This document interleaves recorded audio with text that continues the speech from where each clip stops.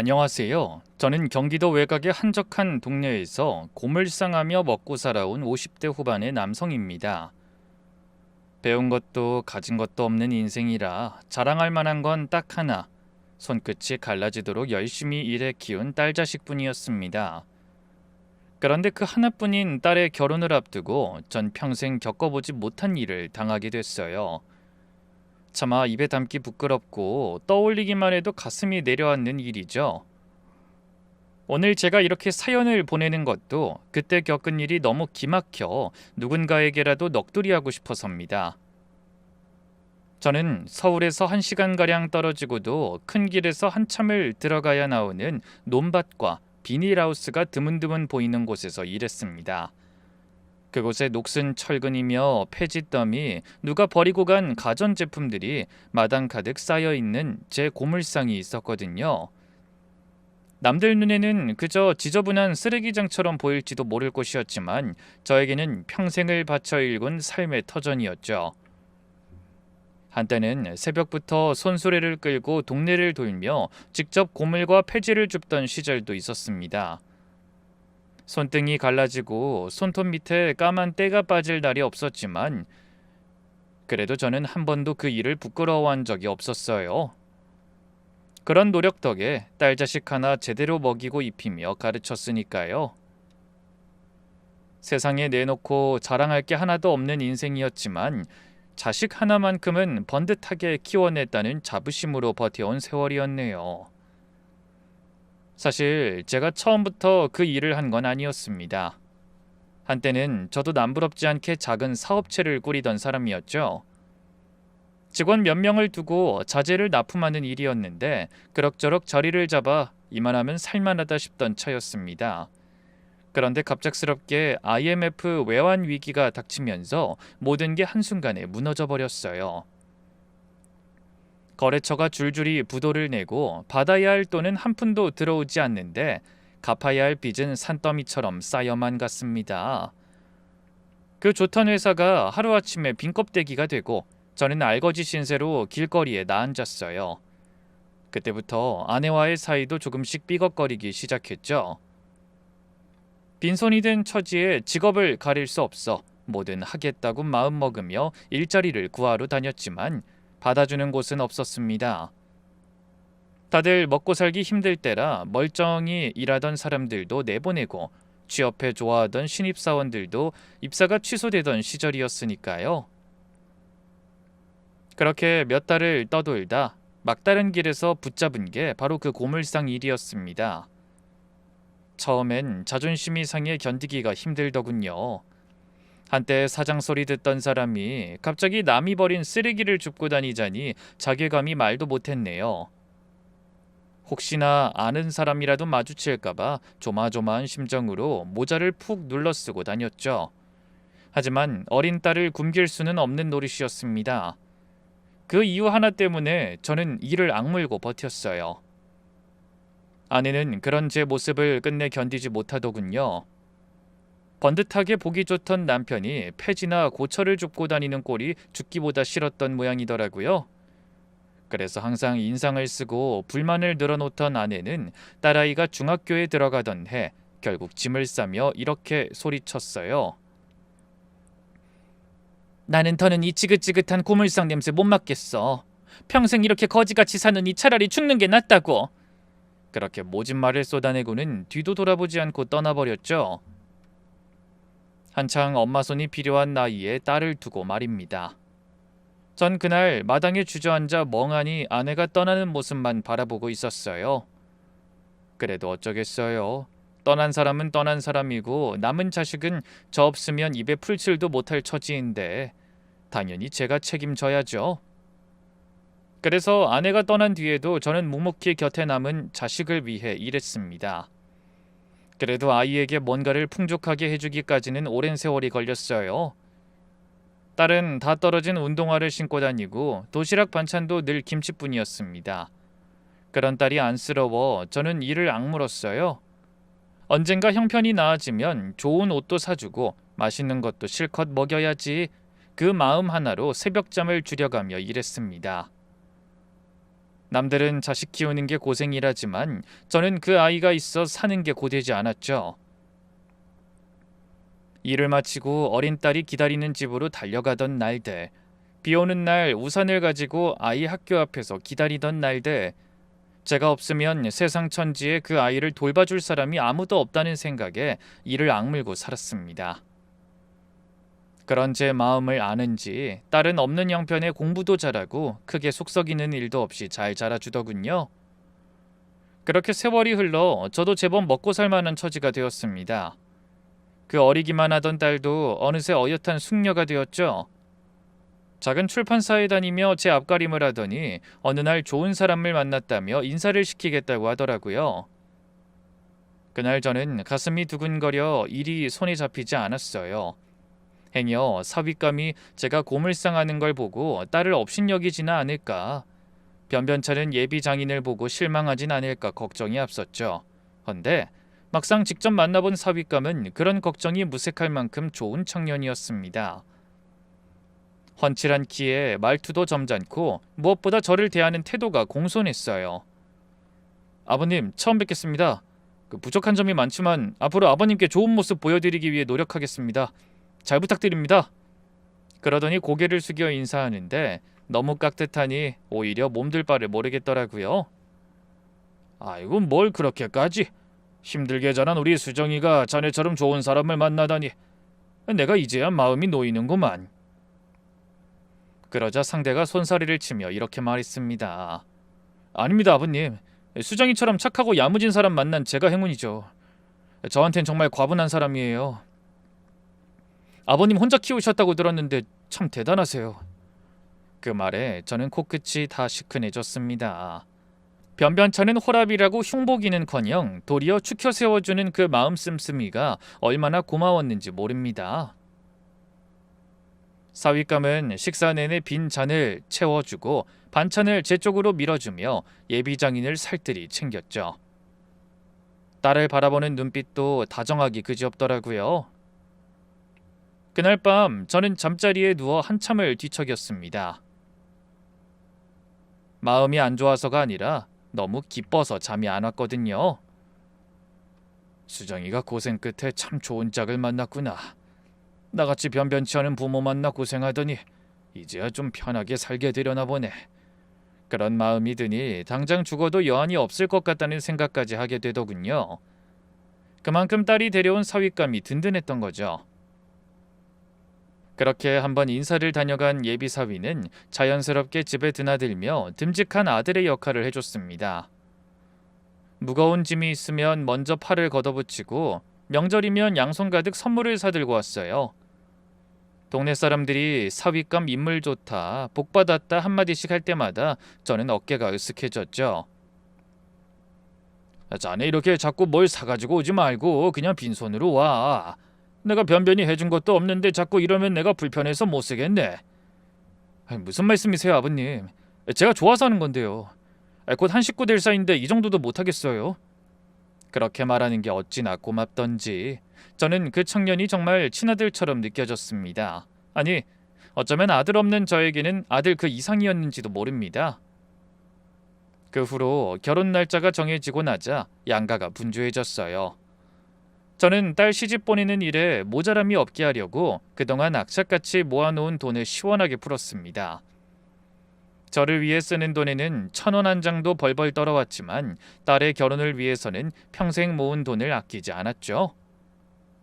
혼수며 예단이며 들어갈 곳이 한두 군데가 아니었지만 아깝다고 생각하지 않았습니다.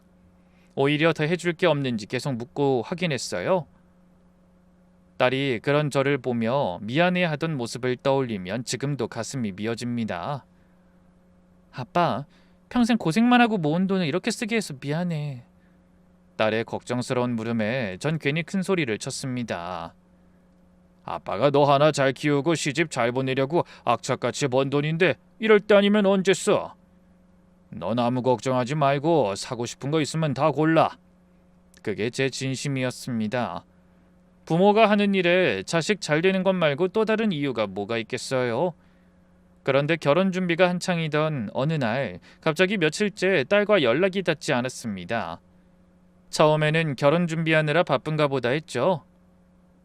회사 일하며 준비하느라 정신이 없을 테니 그러려니 했어요. 그런데 하루가 지나고 이틀이 지나도 전화를 받지 않으니 슬슬 가슴 한구석이 서늘해지기 시작했습니다. 저는 고물상이 가까운 경기도 외곽에 살고 딸은 회사 근처에 방을 얻어 살고 있었거든요. 근데 며칠째 연락이 되지 않으니 괜히 걱정이 되더라고요. 그래서 기다리다 못해 예비 사위에게 연락해봤습니다. 여보세요? 자네 수정이랑 연락되지? 내가 며칠째 해도 전화를 안 받아서 말이야. 그런데 사위감의 목소리도 다급하긴 마찬가지였어요. 아버님 안 그래도 연락드리려고 했어요. 저도 수정이랑 연락이 안 돼서 걱정하던 참이었거든요. 어제부터 전화기가 아예 꺼져 있어요. 그 말을 듣는 순간 다리에 힘이 쭉 빠졌습니다. 전화기가 꺼져 있다니. 딸은 한 번도 그렇게 휴대폰 전원을 꺼둔 적이 없는 아이였어요. 아무리 바빠도 이틀에 한 번씩은 저랑 안부 인사를 나누던 아이인데 며칠째 감감무소식이라니 뭔가 일이 있긴 있는 것 같다는 생각이 들어 불안했습니다. 자네도 계속 통화를 못했단 말이야? 네. 그래서 좀 전에 집에도 와봤는데 집도 비어 있어요. 그저께 같이 백화점에서 이불 고르고 분명히 집에 잘 데려다 줬는데 아니 이게 어떻게 된 일인가? 수정이한테 무슨 일 생긴 거 아닌가? 아버님 일단 진정하세요. 제가 지금 수정이 회사 동료한테 연락해 볼게요. 저하고도 안면이 있는 친구라 연락처가 있거든요. 너무 걱정하지 마시고 일단 기다리세요. 사위감은 저를 다독이려 노력했지만 저는 안절부절 못했습니다. 온갖 불길한 생각이 머릿속을 휘저었거든요. 혹시 사고라도 난 건 아닐까? 누구한테 봉변이라도 당한 건 아닐까? 잠시도 마음을 놓을 수가 없었어요. 게다가 딸의 동료와 통화한 사위가 전화로 이런 말까지 하더라고요. 아버님 큰일 났어요. 수정이가 어제부터 회사에도 연락 없이 안 나왔나 봐요. 거기서도 궁금해하더라고요. 뭐라고? 아니 이게 다 무슨 일이야? 그래서 전화를 끊고 그 길로 저는 득달같이 경찰서로 향했습니다. 떨리는 손으로 실종신고서를 작성하는데 글씨가 제대로 써지질 않았어요. 평생을 살며 경찰서 문턱을 넘어본 적 없는 사람이 자식 찾겠다고 그 자리에 앉아 있으려니 기가 막혔습니다. 경찰은 다급한 마음에 어쩔 줄 모르는 저를 보면서도 무덤덤하게 묻더군요. 선생님, 따님 사진이랑 평소 다니던 곳 좀 적어주시고요. 최근에 누구랑 다툰 일이나 돈 문제 같은 건 없었을까요? 전혀 없었습니다. 우리 애는 그런 애가 아니에요. 곧 결혼할 애가 무슨... 저도 모르게 경찰을 원망스럽게 바라보며 언성을 높였어요. 혹시 따님이 평소에 연락 없이 어디 며칠씩 다녀오거나 한 적은요? 단 한 번도 없었습니다. 우리 애는 회사랑 집만 오가던 애예요. 요즘 결혼 준비한다고 바빠진 거 말고는 한눈 파는 애도 아닙니다. 형사님, 우리 딸 좀 꼭 좀 찾아주세요. 부탁드립니다. 저는 그 자리에서 경찰의 손을 붙들고 사정하다시피 했습니다. 경찰은 일단 알아보겠다고 했지만 표정은 그리 미덥지 않았어요. 가출이나 단순 잠적일 수도 있다는 듯한 눈치였죠. 하지만 결혼을 앞두고 있는 애가 예비 사위에게까지 말없이 잠적할 이유가 뭐란 말인가요? 저는 절대 그럴 리가 없다고 생각했고 그래서 더 불안했습니다. 그렇게 피가 마르는 며칠이 흘렀어요. 저는 밥 한 술 뜨지 못하고 잠도 잘 수 없었죠. 고물상 일도 손을 놓은 채 그저 전화기만 붙들고 앉아 있었습니다. 행여 딸한테서 연락이 올까봐 화장실 갈 때도 전화기를 손에서 놓지 못했죠. 밤이 되면 더 견디기가 힘들었습니다. 딸이 독립하기 전까지 쓰던 방을 멍하니 들여다보면 저도 모르게 눈물이 흘러내리곤 했어요. 수정아, 너 도대체 어디 있는 거니? 우리 딸 밥은 제대로 먹고 있는 거야? 그런 생각만 하면 가슴이 무너지는 것 같았습니다. 사윗감은 그런 저를 안쓰러워하며 하루에도 몇 번씩 전화를 걸어왔어요.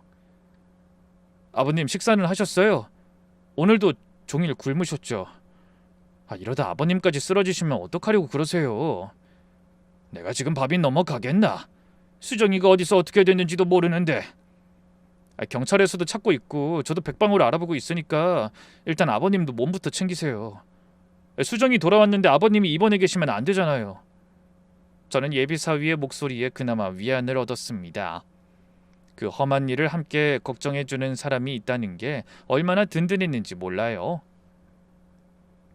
만일 저 혼자였다면 진작에 무너졌을지도 모를 일인데 사윗감이 곁에서 버팀목이 되어주니 그래도 정신을 붙들고 있었던 거죠.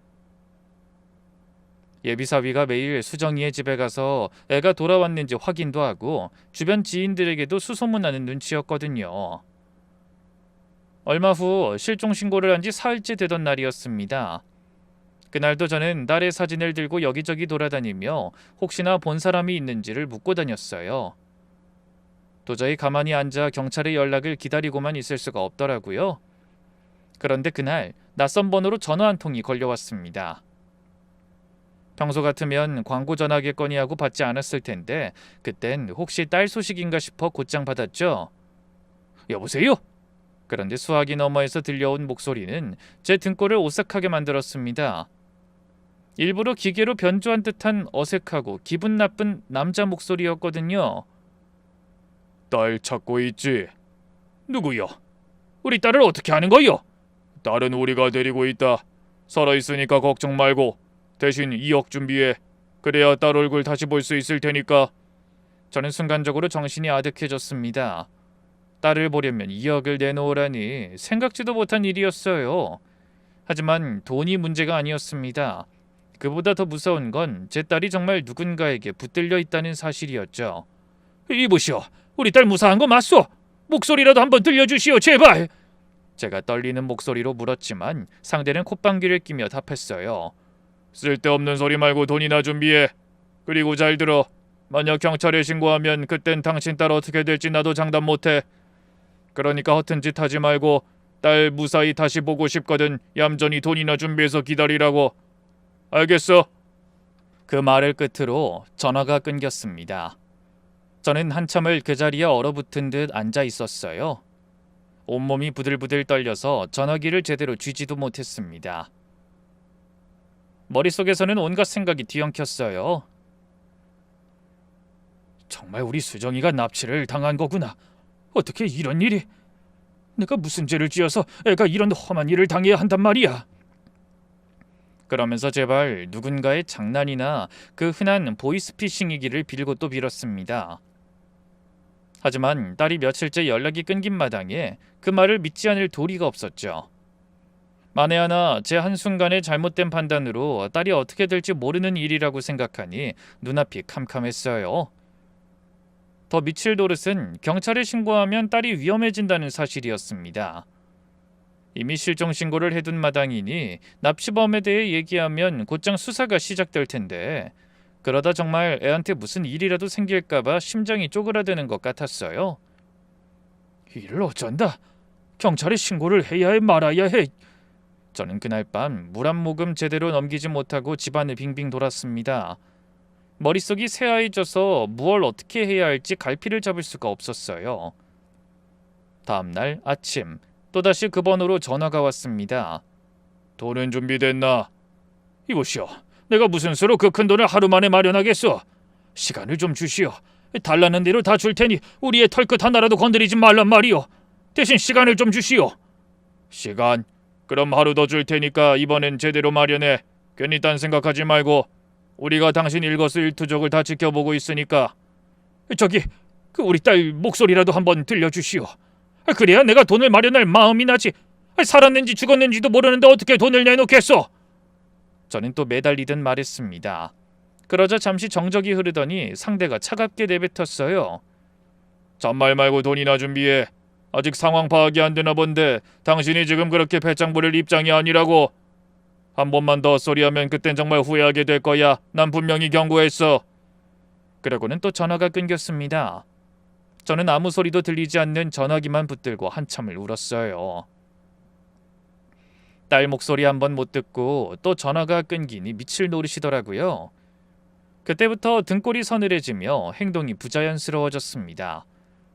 정말로 누군가가 저를 지켜보고 있다는 건지 아니면 겁을 주려는 수작인지 분간이 가질 않았거든요. 그 이후로 저는 멀리서 사람 그림자만 보여도 가슴이 철렁 내려앉고 길을 지나치는 사람들도 그 일당은 아닌가 싶은 의심부터 들었어요. 2억이라는 요구 조건을 어떻게 해야 할지도 문제였습니다. 요구를 들어주는 것도 하지 않는 것도 어려웠죠. 가장 견디기 힘든 건 그 일을 어디에도 털어놓을 수가 없다는 사실이었습니다. 경찰에 알리자니 딸이 위험할까 두렵고, 그렇다고 혼자 끌어안고 있자니 속이 새까맣게 타들어갔어요. 사윗감에게라도 의논하고 싶었지만 그 역시 망설여졌습니다. 워낙 반듯한 청년이라 당장 경찰서로 달려가 신고하자고 할 게 뻔했거든요. 그러다 정말 딸이 잘못되기라도 하면 저는 평생을 후회 속에 살아야 할 텐데, 차라리 조용히 돈을 마련해 딸부터 데려온 게 낫지 않을까, 그런 생각을 수십 번 했습니다. 하루 만에 저는 사람이 아니라 헛개비가 다 됐어요. 끼니도 거르고 잠도 못 자니 거울 속의 제 모습이 영 딴 사람 같더군요. 그 와중에도 마음 한구석에서는 계속 의심이 고개를 들었어요. 정말 그 돈을 갖다 바치면 딸을 돌려보내줄까? 돈만 챙기고 우리 딸을 영영 못 보게 되는 건 아닐까? 그렇다고 경찰에 알렸다가 일이 틀어지면 그땐 또 어쩌지? 이 생각 저 생각에 머리가 터질 것만 같았습니다. 누구라도 붙잡고 의논할 사람이 있었으면 좋았으련만 그럴 상대가 없다는 게 가장 서러웠어요. 그렇게 혼자 끙끙 앓고 있을 때 마침 사윗감이 집으로 찾아왔습니다. 사실 그 무렵 사윗감은 거의 하루도 빠지지 않고 저를 찾아왔어요. 휴가를 내고 수정이를 찾으러 다닌다며 어두운 얼굴로 찾아와 이렇게 말했죠. 아버님, 오늘도 수정이한테 연락 없었죠? 이게 벌써 며칠째인지. 집에도 매일 들러 확인하는데 아예 돌아온 흔적도 없어요. 회사에서도 사람들이 걱정하는데 제가 뭘 더 어떻게 해야 할지 몰라 미치겠네요. 그러다 울컥했는지 말을 잇지 못하더군요. 그런 모습을 보니 안쓰러움과 괴로움이 겹쳐 저도 목이 메었습니다. 그때 미간을 찡그리며 제 얼굴을 바라보던 예비 사위가 걱정스러운 얼굴로 물었어요. 아버님, 며칠째 식사도 제대로 못하셨죠? 얼굴이 반쪽이 되셨어요. 아니세, 난 괜찮아. 자네야말로 회사 일도 바쁠 텐데 일도 못하고 이렇게 뛰어다녀서 어쩌나? 그게 무슨 말씀이세요? 수정이가 없어졌는데 지금 일이 문제가 아니잖아요. 근데 저지만 아버님 이러다 정말 큰일 나시겠어요. 일단 뭐라도 좀 드셔야 해요. 제가 모실 테니까 같이 나가시죠. 사윗감은 다 죽어가는 저를 억지로 일으켜 세웠습니다. 저는 입맛도 없고 기운도 없어 한사코 사양했지만 막무가내였죠. 아버님, 저랑 딱 국밥 한 그릇만 드세요. 아버님이 기운을 차리셔야 수정이도 찾죠. 이러다 아버님까지 쓰러지시면 전 누구를 의지해요. 제발 따뜻한 거 한 술이라도 뜨시고 버텨주세요. 수정이가 돌아왔는데 아버님이 건강을 잃으셨으면 애가 얼마나 마음 아파겠어요. 딸 이야기를 꺼내니 더는 거절할 수가 없더라고요. 그래서 못 이기는 척 사윗감을 따라 나섰습니다. 입맛은 없었지만 그대로 있다가는 정신을 잃을지도 모를 만큼 기운이 없다는 건 저 자신도 느끼고 있었거든요. 그래서 집에서 멀지 않은 국밥집으로 발길을 돌렸습니다. 제가 가끔 끼니를 때우던 단골집이었죠. 주인장과도 얼굴을 튼 사이라 평소 같으면 반갑게 인사라도 나눴을 텐데 그날은 그럴 경황이 없었습니다. 예비사위는 저를 구석자리로 안내한 뒤 큰 소리로 주문했어요. 곧 김이 모락모락 올라오는 국밥이 나왔지만 전 도무지 수저를 들 마음이 생기지 않았습니다. 머릿속에는 온통 딸의 얼굴만 가득하고 귓가에는 협박범의 목소리가 울리는 것 같았거든요. 그 순간에도 저는 몇 번이나 입을 때려다 말았습니다. 차라리 지금이라도 이 사람한테 다 털어놓고 의논해볼까? 협박 전화가 오고 있다고 2억을 요구하고 있다고 하면 같이 머리를 맞대고 무슨 방법을 고민해줄지도 모르잖아. 하지만 이내 혼자 고개를 저었습니다. 아니야. 만약 말하면 바로 경찰에 신고하자고 할 거야. 그러다 진짜 흉한 일 생기면 난 못 살아. 그렇게 고민에 빠져 있을 때 예비사위가 부르는 소리에 정신이 번쩍 들었어요. 아버님, 어서 식기 전에 좀 드세요. 그래, 자네도 들게. 저는 마지못해 수저를 들었지만 밥이 아니라 모래알을 씹는 것 같았습니다. 사윗감은 그런 마음도 모르고 연신 제 그릇에 깍두기며 김치를 덜어주며 살뜰히 챙겼어요. 평소 같으면 그 모습이 그렇게 든든하고 고마울 수가 없었을 텐데 그날은 그 다정함조차 마음을 무겁게 했습니다. 딸은 어떻게 지내는지도 모르는 마당에 나 살겠다고 꾸역꾸역 밥을 먹고 앉아있구나. 그런 생각에 자괴감이 몰려왔죠. 그때 사위가 다시 걱정스러운 얼굴로 입을 열었습니다. 수정이 친구들이랑 회사 동료들한테도 여전히 연락 오는 게 없나 봐요. 혹시 경찰에서는 뭐 연락 온 거 없어요, 아버님? 실종 신고한 게 며칠인데. 아직 별다른 연락이 없네. 솔직히 수사를 하고 있는 건지도 모르겠어. 말로는 찾고 있다고 하면서 매일 이것저것 묻기만 하고 뭐 하나 속 시원하게 말해주는 게 없으니 저는 그렇게 얼버무리고 말았습니다. 차마 협박 전화 이야기는 입 밖에 낼 수가 없었거든요. 사위감은 잠시 저를 안쓰럽게 바라보더니 다시 수저를 들었습니다. 그렇게 어색한 침묵 속에서 몇술 뜨는 둥 마는 둥 하고 있을 때였어요. 청양고추를 썰어 놓은 것을 듬뿍 집어넣고 국밥을 먹던 예비 사위가 갑자기 얼굴을 잔뜩 찡그리며 배를 움켜쥐었습니다. 보아하니 배가 무척 아픈 것 같았어요. 얼굴도 벌겋게 달아오르고 이마에 땀까지 송골송골 맺히더라고요. 아버님, 죄송한데 제가 갑자기 배가 좀...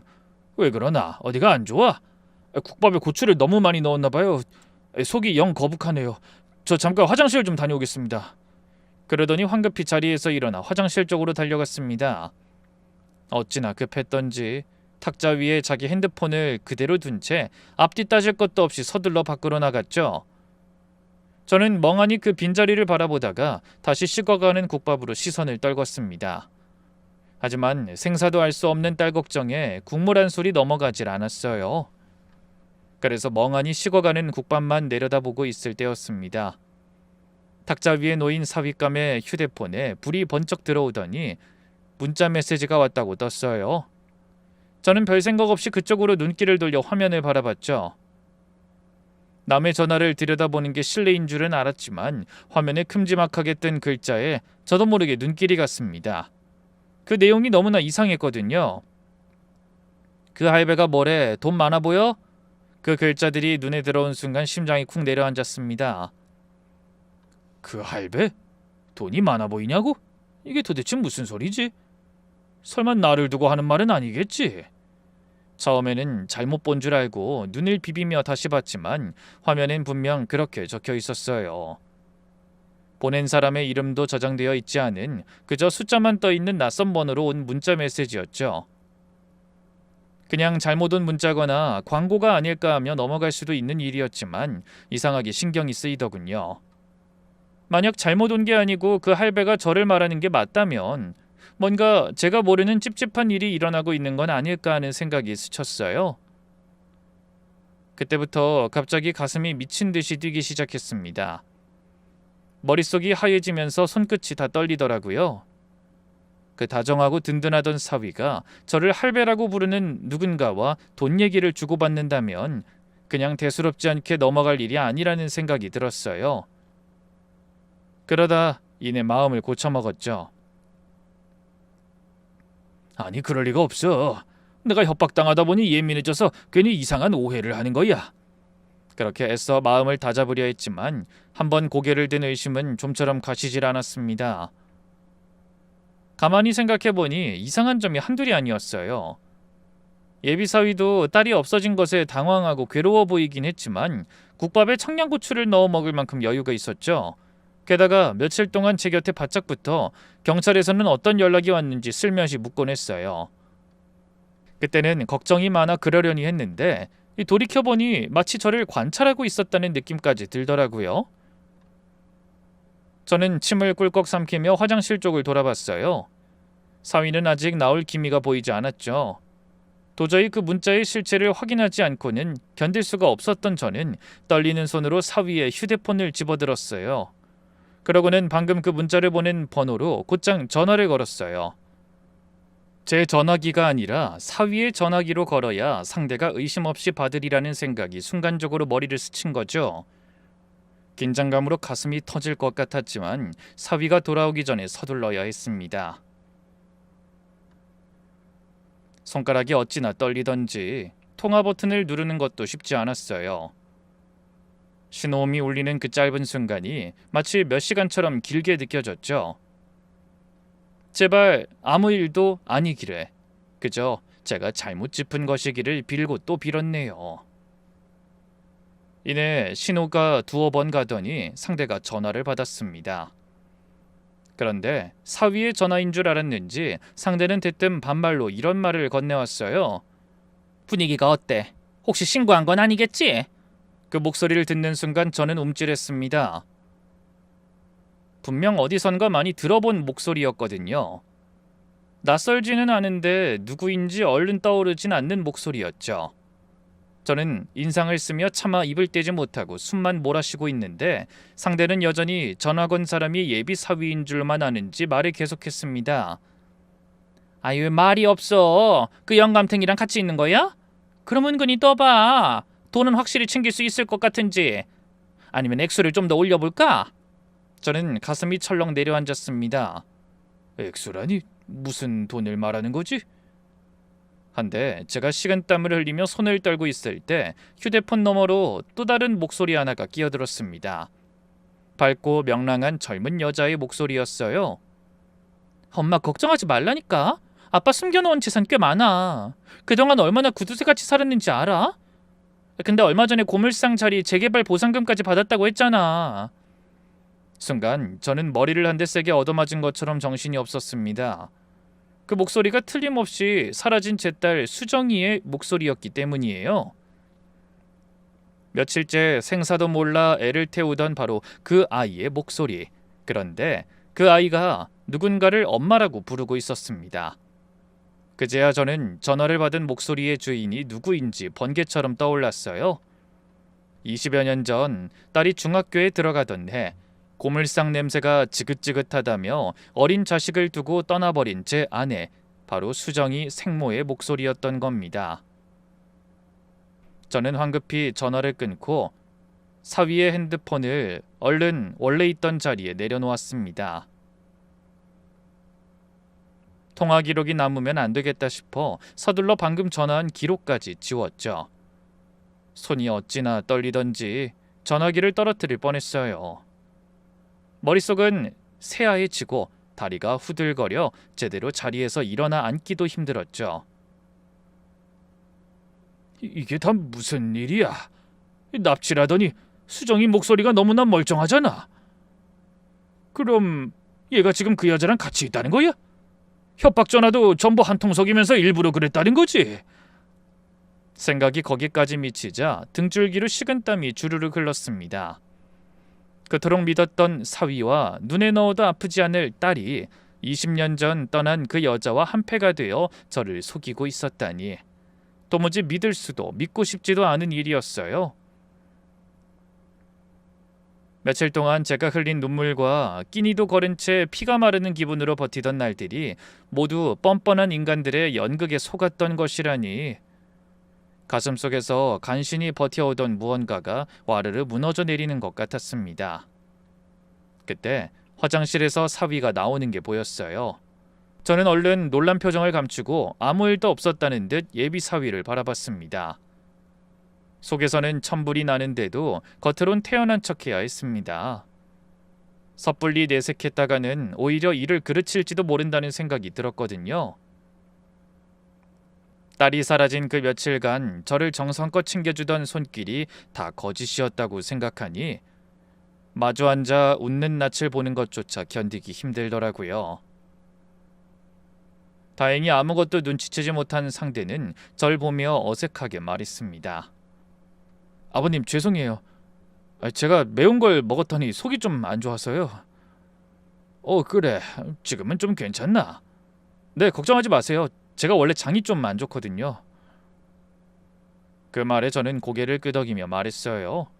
그래, 뭐 다행이구만. 근데 난 이제 그만 먹어야겠네. 영 입맛이 없어서. 저는 겨우 그렇게 대꾸하고는 사위와 헤어져 집으로 돌아왔습니다.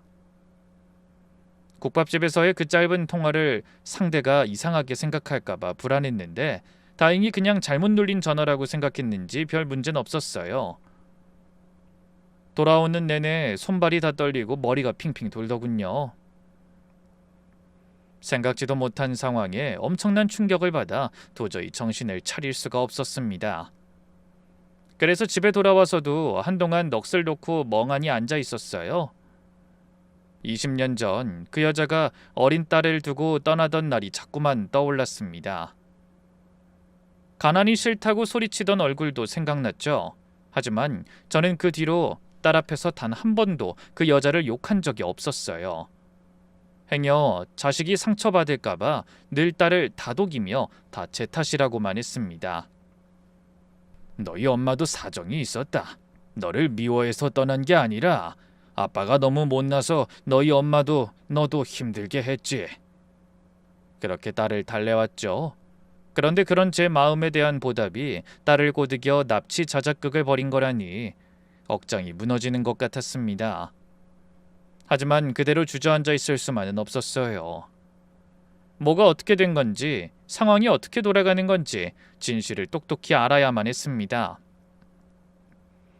그래서 한참을 고민하다 결국 소문으로 들어왔던 한 흥신소 사무실을 찾아갔어요. 제 평생 그런 곳에 발을 들일 일이 있으리라고는 상상도 못했지만 이것저것 가릴 처지가 아니었습니다.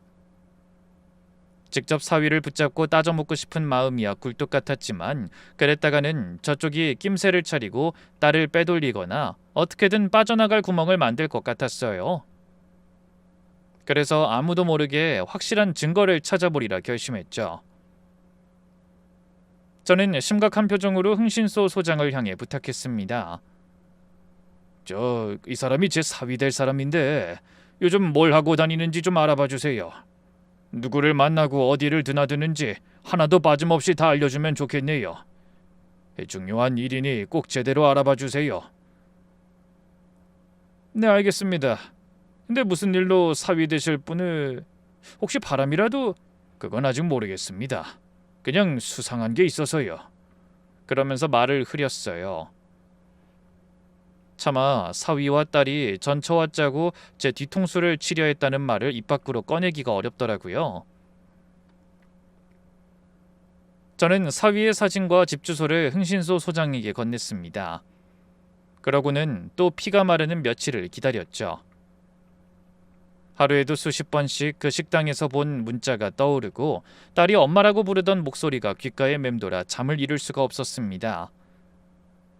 그 와중에도 협박범의 전화는 멈추지 않고 걸려왔지만 저는 짐짓 아무것도 모르는 척 대답했어요. 조금만 기다려 주시오. 어떻게든 돈을 마련하려고 노력 중이니 조금만 기다려 줘요. 뭐야, 벌써 며칠째야. 내가 딱 이틀 준다고 했잖아. 아니, 아무리 그래도 말이 2억이지 그게 어디 한두 푼이요. 나처럼 하루 벌어 하루 먹고 사는 사람이 그런 큰 돈을 마련한다는 게 쉬운 일이 아니잖소. 그러자 상대가 답답하다는 듯 한숨을 쉬며 말했죠. 어디서 개수작이야. 당신 현금 쥐고 있는 건 모를 줄 알아? 뭐요? 그걸 당신이 어떻게 안다는 거요? 제 말에 상대가 말문이 막혔는지 전화를 황급히 끊어버리더군요. 마치 제 주머니 사정을 훤히 아는 듯한 그 말투에서 저는 다시 한번 확신했습니다. 딸의 납치극은 제가 생각했던 것과는 상황이 많이 다르다는 걸 말입니다. 하지만 흥신소에서 연락이 올 때까지 저는 어떻게든 시간을 끌어야 했어요. 그래서 아무것도 모르는 척 계속 돈을 구하지 못했다고 시간을 끌었습니다. 그렇게 며칠이 지나 드디어 흥신소에서 연락이 왔어요. 소장이 보여주는 사진을 받아든 저는 그만 입을 떡 벌린 채 할 말을 잃고 말았네요. 사진 속에는 정말 기가 막힌 장면이 담겨 있었습니다. 사위가 사는 아파트에서 사위와 제 딸 수정이 그리고 20년 전 집을 나간 전처가 다정하게 웃으며 걸어 나오고 있었던 거예요.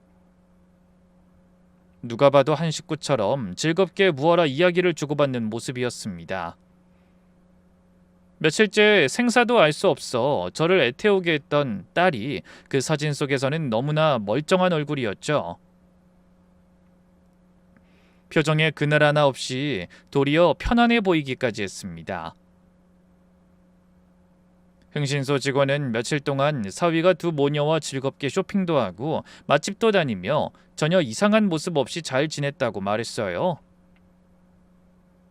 저희 딸이 어디 있는지 몰라 휴가를 내고 사방팔방 딸을 찾으러 다닌다는 말은 새빨간 거짓말이었던 겁니다. 저는 그 사진을 손에 꼭 쥔 채 한참을 멍하니 앉아 있었습니다. 딸은 납치당한 게 아니었어요. 멀쩡히 사위의 집에 숨어서 자식이고 남편이고 다 버리고 집 나갔던 전처와 함께 저를 상대로 연극을 벌이고 있었던 겁니다. 협박 전화도 2억이란 돈도 모두가 세 사람이 짜고 친 한바탕 사기극이었던 거죠. 당연히 저는 가슴이 무너져 내리는 것 같은 배신감을 느껴야 했어요. 제가 먹을 거 못 먹고 입을 거 못 입고 얼마나 애지중지 키운 딸이었는데 그 딸이 전처의 편에 서서 저를 엿먹이려 했다는 사실이 정말 믿기지 않았습니다. 그런데 이상하게도 그 사진을 한참 들여다보고 있으려니 슬픔과는 다른 감정이 고개를 들었습니다. 우리 수정이가 어쩌다 저 지경이 됐을까? 대체 무슨 말로 순진한 딸을 꼬드긴 걸까? 하는 생각이 들었던 겁니다. 제가 아는 수정이는 절대 스스로 아비를 속이며 그런 엄청난 일을 꾸밀 아이가 아니었어요. 분명 20년 전 자식은 안중에도 없는 듯 집을 나갔던 그 여자가 뻔뻔한 모습으로 돌아와 딸을 이용하고 있는 게 확실했습니다. 그런 생각이 들자 저는 그 여자를 도저히 용서할 수가 없다는 생각이 들었어요. 그래서 정신을 바짝 차리고 어떻게 복수할지를 고민하기 시작했죠. 그렇게 사진을 손에 쥐고 고민에 고민을 거듭한 끝에 저는 마침내 마음을 굳혔습니다. 더는 혼자 끙끙 앓을 게 아니라 경찰의 힘을 빌리기로 한 거예요. 처음 협박을 받았을 땐 딸이 정말 위험에 처한 줄 알고 신고를 못했지만 그때는 사정이 달랐으니까요. 납치당한 줄만 알았던 딸이 생모와 제 돈을 뜯어내기 위해 모의했다는 사실을 알았으니 적어도 아이의 생사는 걱정할 필요가 없었죠. 그렇다고 마냥 마음이 편치만은 않았어요. 경찰에 이 모든 사실을 알리면 제 딸도 죗값을 치러야 할 텐데 그게 마음에 걸렸습니다. 하지만 곰곰이 생각해보니 오히려 따끔한 맛을 보여줘야 딸을 그 여자한테서 떼어놓을 수 있겠다는 결론에 이르렀어요. 어설프게 덮으려다간 그 여자가 또 무슨 여우짓으로 딸을 꼬드겨 이용해 먹을지 모를 일이었으니까요. 그래서 저는 흥신소에서 받은 사진을 챙겨들고 경찰서를 다시 찾아가 이 모든 사실을 털어넣습니다. 담당 형사는 제 이야기를 듣더니 표정이 사뭇 진지해졌어요. 사위 휴대폰으로 통화했던 일을 털어놓고 흥신소에서 받은 사진까지 책상 위에 펼쳐놓자 형사도 고개를 끄덕이며 심각한 표정으로 말했습니다. 그러니까 실종 신고를 한 따님이 사실은 납치당한 게 아니라 협박범과 공범이라는 말씀이군요. 어르신 마음이 많이 안 좋으시겠습니다. 하지만 이건 명백한 공갈의 사기미수입니다. 따님도 가담했다면 마땅히 처벌을 받아야 한다는 사실은 아시죠? 제 딸은 분명 속아서 그런 겁니다. 처벌을 면할 수 없다면 그것만은 꼭 밝혀서 조금이라도 낮은 형량을 받을 수 있게 도와주세요. 알겠습니다. 저희도 최선을 다해보죠. 그럼 작전은 이렇게 하는 게 어떨까요? 일단 돈을 준비한 척하시고 저쪽이 원하는 방법대로 접촉하세요. 저희가 잠복해 있다가 돈을 가지러 나오는 사람을 현장에서 덮치겠습니다. 어르신은 그 사람들이 시키는 대로만 침착하게 해주시면 됩니다. 혹시 송금해달라는 말은 없었나요? 대포 통장이나 제3자를 이용해 인출할 수도 있어서요. 아니요, 현금으로 준비하라고 했습니다. 그렇군요. 하긴 액수가 크다 보니 기계에서 찾긴 쉽지 않을 거예요. 시간이 지체되면 꼬리를 밟힐 수도 있고요. 저는 형사의 말을 듣기로 하고 경찰서를 나왔습니다. 가슴이 미어지면서도 한편으론 이렇게라도 진실을 밝혀야 제 딸을 그 수렁에서 건져낼 수 있을 거라는 생각이 들더라고요. 그리고 협박범이 다시 전화를 걸어오자 저는 준비한 말을 내뱉었죠. 이보시오, 돈은 다 마련했어. 2억 현금으로 준비해뒀으니 제발 우리 딸 무사히 돌려주오. 애는 무사한 게 맞는 거요? 이봐, 괜히 딴짓할 생각 말고 잘 들어. 내가 말하는 지하철역 물품 보관함에 가방을 넣어두고 내가 알려주는 번호로 비밀번호를 설정해. 요즘 보관하면 열쇠도 필요 없으니까 돈 확인하고 별일 없으면 딸은 그날로 집에 보내줄 테니까 걱정하지 말고. 정말이요? 약속 꼭 지키는 거요? 그렇다니까 몇 번을 말해. 혹시 경찰 끼고 수작 부리면 그땐 딸 영영 못 본다는 것만 명심해. 저는 떨리는 목소리로 알겠다고 대답하곤 전화를 끊었습니다. 가슴은 쿵쾅거렸지만 오히려 속으론 쾌재를 불렀네요. 지하철 보관함이라니.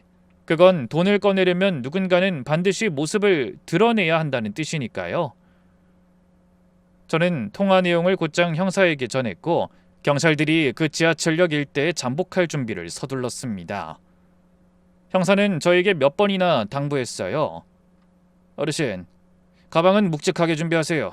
그리고 그냥 평소처럼 자연스럽게 보관함에 준비한 가방 넣고 나오시면 됩니다.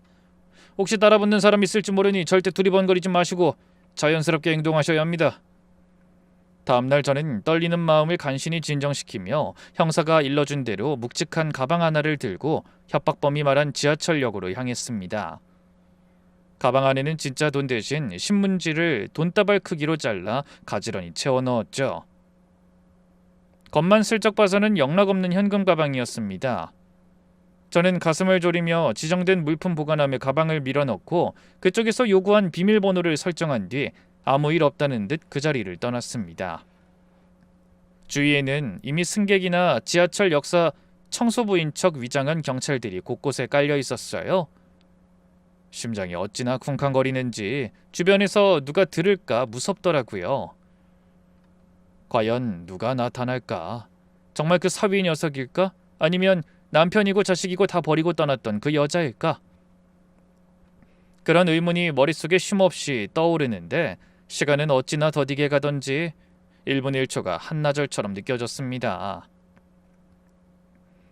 한참 동안 숨을 죽이며 기둥 뒤에 숨어 보관함만 노려봤더니 손바닥에 땀이 흥건하더군요. 헌데 그렇게 기다린 지 채 1시간이 안 되어 모자를 푹 눌러쓴 남녀 한 쌍이 보관함 쪽으로 다가왔습니다. 둘은 누가 보지나 않을까 연신 주위를 두리번거리더니 익숙한 손놀림으로 보관함을 열고 그 가방을 꺼내 들었어요. 바로 그 순간이었습니다. 꼼짝마! 경찰이다! 사방에서 형사들이 우르르 뛰어나와 그 남녀를 에워싸자 둘은 기겁하며 가방을 내팽개치고 달아나려 하더군요. 하지만 이미 빠져나갈 구멍은 없었어요. 형사들이 두 인간을 제압하고 깊이 눌러쓴 모자를 벗겨냈죠. 저는 기둥 뒤에서 조용히 그 모습을 지켜보다 떨리는 걸음으로 한 발 한 발 두 남녀 앞으로 다가갔습니다. 그리고 모자 밖으로 드러난 두 사람의 얼굴을 본 순간 그 자리에서 얼어붙고 말았어요. 한 사람은 제가 아들처럼 믿었던 예비 사위였고 다른 한 사람은 20년 전 어린 딸을 두고 떠났던 제 전처이자 수정이의 생모였습니다. 세월이 흐른 만큼 머리가 희끗해지고 얼굴엔 주름이 패었지만 저를 노려보는 그 눈빛만은 옛날 그대로더군요. 눈을 표독스럽게 치켜뜨고 따지고 들던 그 모습 말입니다. 그날도 역시 그랬어요. 이 망할 인간이 무슨 배짱으로 경찰에 신고한 거야? 경찰 데려오는 순간 수정이 못 볼 거라고 한 거 잊었어? 걔한테 무슨 일 생기면 다 당신 탓이야. 알겠어? 저는 기가 막혀 말이 잘 나오지 않았습니다. 뭐야? 아직도 그 소리 하는 거야? 수정이 네 배 아파 낳은 딸이야. 그런 애를 두고 뭐가 어쩌고 어찌? 무사하지 못해. 아무리 돈에 환장을 했어도 어떻게 그런 천벌받을 소리를 입에 담아? 잘못을 빌기는커녕 도리어 저를 원망하는 그 뻔뻔함에 헛웃음이 나왔습니다. 형사들이 두 사람에게 수갑을 채우고 차에 태우는 동안 전 그저 멍하니 서서 그 광경을 바라봤어요. 그렇게 두 사람이 경찰서로 끌려가고 마지막으로 딸 수정이까지 사위의 아파트에서 붙들려 왔습니다. 저는 취조실 유리창 너머로 세 사람이 조사받는 모습을 지켜봤어요. 며칠 만에 딸의 얼굴을 보자 가슴이 미어지면서도 한가닥 기대를 버리지 못하겠더군요. 수정이 분명 저 여자한테 속아서 어쩔 수 없이 끌려다닌 것뿐일 거야. 틀림없어. 저는 그 말을 너무나 기다렸습니다. 그런데 조사가 진행될수록 드러나는 진실은 제 마지막 기대마저 산산이 부서놨어요. 알고 보니 그 모든 일을 먼저 꾸민 게 그 여자가 아니라 다름 아닌 제 딸과 사위였던 겁니다. 빚에 쫓기던 전처가 딸을 찾아와 1억만 도와달라고 매달렸는데 오히려 딸과 사위가 그 여자를 부추겼다는 거예요. 처음 그 여자는 1억이면 급한 빚을 막을 수 있다고 했답니다. 그런데 사정을 들은 딸과 사위가 도리어 욕심을 냈던 거죠. 형사가 안타까운 표정으로 저에게 그 말을 전했습니다. 친모가 1억을 말하자 따님이 오히려 이왕 받을 거 1억만 받지 말고 2억을 받아내자고 했다네요. 그럼 반은 친모의 빚을 갚고 반은 신혼집 얻는데 보탤 수 있다면서요. 세 사람이 그렇게 머리를 맞대고 짜낸 각본이 바로 그 납치 자작극이었습니다. 딸이 며칠 잠적해 납치당한 척하고 사위는 제 곁에 붙어 동태를 살피고 그 여자가 목소리를 남성으로 변조해 협박 전화를 거는 역할을 맡았던 거죠. 형사한테서 그 말을 전해 듣는데 정신이 아득해져 오는 것 같았어요. 도무지 믿기지가 않았죠. 그래서 저는 결국 딸을 마주해 직접 그 이유를 물었습니다. 수정아, 아빠한테 사실대로 말해봐. 정말 네가 먼저 이 일을 꾸민 거니? 저 여자가 시킨 게 아니라? 네 입으로 직접 말해봐. 그러자 딸은 고개를 푹 숙인 채 한참 만에 입을 열었어요. 미안해 아빠. 아빠가 얼마나 구두쇠처럼 안 쓰고 사는 사람인지 잘 아니까 차마 신혼집 얻는 거 도와달라는 말은 못하겠더라. 뭐야? 내가 너 결혼 준비하는데 부족함 없이 해주려고 얼마나 노력했는지 다 알면서 왜 그런 말도 안 되는 생각을 했어? 차라리 부족한 거 있냐고 물을 때 말을 했어야지. 사실 아빠가 해주는 거 다 마음에 안 들었어. 아빠는 평생 돈을 쥐고만 살아서 쓸 줄을 너무 몰라. 그까지 푼돈 내놓으면서 엄청 신경 쓰는 것처럼 구는데 얼마나 황당했는지 알아? 친구들은 부모가 집도 해주고 차도 해준다는데 난 겨우 그 정도도 눈치 보면서 받아야 하잖아. 솔직히 이렇게라도 안 하면 아빠 돌아가실 때까지 난 땡전 한 푼 못 받을 거야. 마음에 드는 신혼집이 있는데 딱 1억이 부족했단 말이야. 아빠 고물상 자리 재개발된다고 보상금 받아서 현금 많은 거 뻔히 아는데 내가 그 정도 받아내려고 한 게 그렇게 큰 죄야? 원망 섞인 그 말에는 미안함이나 죄책감 같은 건 조금도 묻어있지 않았습니다. 저는 그 말에 한동안 아무 대꾸도 하지 못했어요. 제가 평생을 아끼고 또 아낀 게 다 누구를 위해서였는지 딸은 정말 몰랐던 걸까요? 결혼 비용도 아낌없이 다 내주고 신혼집까지 마련해뒀던 아비의 속도 모르고 딸은 저를 그저 돈만 움켜쥔 구두쇠로만 여기고 있었던 겁니다. 어릴 적 운동화 한 켤레 변변히 못 사주고 김치 도시락만 싸보내던 그 미안함이 평생 가슴에 박혀 더 좋은 걸 해주려고 악착같이 모은 돈이었는데 말입니다. 저는 떨리는 목소리로 겨우 한마디를 꺼냈어요. 이 못난 아비가 너 신혼집 차려주려고 진작에 아파트 한 채 사뒀었다. 너 사라지던 날 그 집에 살던 사람들이 이사 나가서 열쇠를 주려고 연락했던 건데 네가 갑자기 없어져 버렸지. 그런데 뒤에서 사위라는 인간이랑 저 여자까지 뭉쳐서 그런 짓이나 꾸미고 있었다니. 내가 돈이 아까워서 안 쓴 게 아니라 너한테 더 좋은 걸 해주고 싶어서 아꼈던 거다. 그걸 왜 몰라? 이 어리석은 것아! 그 말을 들은 딸의 얼굴이 하얗게 질렸습니다. 그제야 제 마음을 알았는지 눈물을 뚝뚝 흘리며 소리쳤죠. 아파트? 아빠 그게 정말이야? 근데 왜 진작 말 안 해줬어? 그럼 우리 다 이런 고생 안 했을 텐데. 아니야 아빠. 내가 잘못했어. 이제 다시는 그런 바보 같은 생각 안 할게. 제발 나 한 번만 용서해줘요. 응? 하지만 이미 엎질러진 물이었어요. 한 번 무너진 믿음은 눈물 몇 방울로 다시 세워지는 게 아니었으니까요. 저는 자리에서 일어나며 마지막으로 한마디 했습니다. 아니, 네가 저지른 일에 대한 죄는 달게 받아. 그래야 사람 된다. 아비가 부모로서 해줄 수 있는 건 거기까지다. 결국 세 사람은 모두 법의 심판을 받게 됐어요. 빚에 쫓겨 자식까지 끌어들인 그 여자도, 그 여자를 부추겨 이를 키운 딸과 사위도 공갈과 협박, 사기미수로 죗값을 치르게 되었죠. 멀쩡한 사람을 며칠씩 생지옥으로 몰아넣은 죄가 무거우니 그에 맞는 벌을 받게 된 겁니다. 저는 그 재판이 끝날 때까지 단 한 번도 법정에 가지 않았어요. 차마 그 얼굴들을 다시 볼 자신이 없었거든요. 면회를 와달라는 딸의 편지가 몇 번 왔지만 저는 끝내 답하지 않았습니다. 그 모든 일이 지나간 뒤 저는 딸 내외에게 주려고 사뒀던 그 아파트를 처분하고 평생을 바친 고물상터가 재개발되며 받게 된 보상금도 다 모아 미련 없이 그곳을 떠났습니다. 평생 자존심 버려가면서 자식 하나 잘 키우려고 일해왔는데 정작 그 자식이 저를 등졌으니 더 미련 둘 것도 없었습니다. 그래서 아무 연고도 없는 조용한 시골 마을로 내려와 작은 집 한 채를 마련하고 손바닥만한 텃밭을 일구며 새로운 삶을 시작하게 됐어요. 요즘 저는 새벽이면 텃밭에 나가 상추며 고추를 돌보고 해가 지면 마루에 앉아 막걸리 한 사발을 기울입니다. 평생 남을 위해서 살았던 시간을 내려놓고 이제야 비로소 저를 위한 인생을 살아갈 수 있게 된 거죠. 가끔은 어릴 적 환하게 웃던 딸의 모습이 떠올라 가슴이 시리기도 하지만 더는 그 시절에 매여 살지 않으려 합니다. 자식이라고 다 품어줄 수 있는 게 아니라는 걸 전 이 나이가 되어서야 뒤늦게 깨달았으니까요. 부모가 온갖 희생을 치르며 자식을 키운다고 해서 자식이 꼭 그 마음을 알아주는 건 아니더라고요.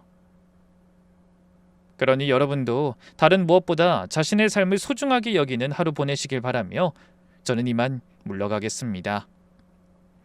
긴 사연에 함께해 주셔서 정말 감사합니다.